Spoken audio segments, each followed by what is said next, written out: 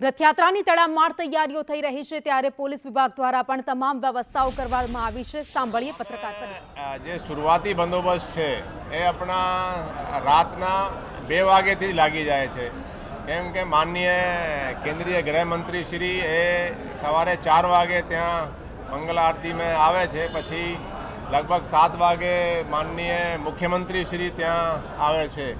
તો એ આપણે બંદોબસ્ત સવારે 2 વાગ્યાથી લાગે છે અને દેર રાત સુધી, જ્યાં સુધી આ રથયાત્રા પૂર્ણ ના થાય ત્યાં સુધી બંદોબસ્ત ચાલુ રહે છે। આ બધાએ મળાવીને તમે લગભગ જુઓ છો, હોમગાર્ડ મળાવીએ, બધા મળાવીએ તો લગભગ 23,000 જેટલા ફોર્સ હશે, પણ એની આપણે કંપની તરીકે ગણવામાં આવે છે કે 11 કંપની છે। RAFની જુદી સ્ટ્રેન્થ હોય, SRPની સ્ટ્રેન્થ હોય છે, એટલે RAFની જે કંપનીઓ છે, આપણે BSFની કંપનીઓ મળી છે, ITBPની મળી છે, તો ઓવરઓલ સ્ટ્રેન્થ જોઈએ તો 22-23,000 જેટલી હશે, બધા હોમગાર્ડ મિલાવીને।